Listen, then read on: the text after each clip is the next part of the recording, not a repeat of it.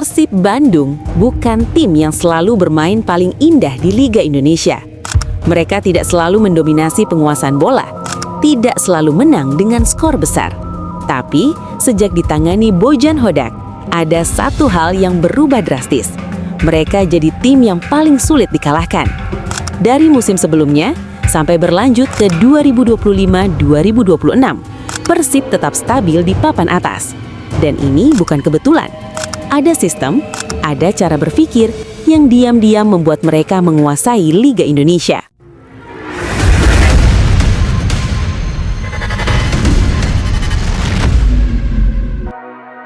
Perubahan Persib tidak dimulai saat mereka sudah kuat, justru dimulai saat mereka sedang goyah. Ketika Bojan Hodak datang di musim 2023-2024, tim ini belum punya arah yang jelas. Permainan tidak konsisten, hasil naik turun. Tapi Hodak tidak langsung mengubah segalanya.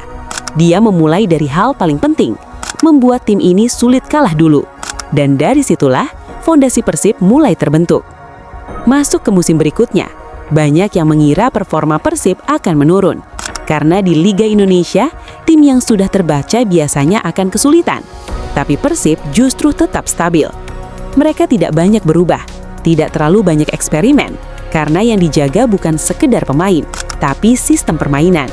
Dan ini yang membuat performa mereka bisa bertahan dari satu musim ke musim berikutnya, termasuk 2025-2026. Banyak yang salah paham soal kekuatan Persib. Mereka bukan tim yang ingin terlihat dominan. Mereka adalah tim yang ingin menang. Permainan mereka tidak memaksakan penguasaan bola, tidak terburu-buru menyerang, tapi sangat efisien saat ada peluang. Persib seperti menunggu lawan melakukan kesalahan, dan saat itu terjadi, mereka langsung menghukum. Di Liga Indonesia yang ritmenya cepat dan terbuka, cara ini sangat efektif. Kalau dilihat lebih dalam, kunci kekuatan Persib ada di lini belakang. Dengan kiper seperti Teja Paku Alam, ditambah organisasi pertahanan yang rapi, Persib jadi tim yang jarang melakukan kesalahan sendiri, lebih tenang saat ditekan, dan tetap kompak antar lini. Yang paling penting, mereka tidak panik. Ini yang membuat mereka konsisten, baik di musim sebelumnya maupun berlanjut ke 2025-2026. Di banyak tim Liga Indonesia, satu pemain bisa menentukan segalanya, tapi tidak dengan Persib.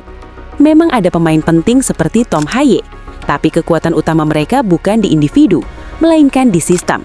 Siapapun yang bermain, struktur tetap jalan. Dan ini yang membuat mereka tetap stabil meskipun ada rotasi atau perubahan pemain. Perubahan terbesar Persib sebenarnya bukan di taktik, tapi di mental. Sejak awal era Bojan Hodak, Persib berubah jadi tim yang tidak panik saat tertinggal, tidak lengah saat unggul, dan tetap fokus di laga besar. Mental ini tidak hilang, justru semakin kuat di 2025-2026. Mereka bermain lebih tenang, lebih sabar, dan lebih dingin. Jadi rahasia Bojan Hodak bukan sesuatu yang rumit, bukan taktik aneh, bukan strategi yang sulit dipahami, tapi proses yang dibangun sejak awal. Membuat tim sulit dikalahkan, bermain efektif bukan sekedar indah, mengandalkan sistem bukan individu, dan membentuk mental juara. Persib mungkin tidak selalu terlihat mendominasi, tapi sejak era Bojan Hodak, mereka jadi tim yang paling konsisten di Liga Indonesia. Dan dalam kompetisi panjang, konsistensi seperti inilah yang pada akhirnya berubah menjadi dominasi. Menurut kalian, Persib ini benar-benar mendominasi Liga Indonesia atau cuma lebih konsisten dari tim lain?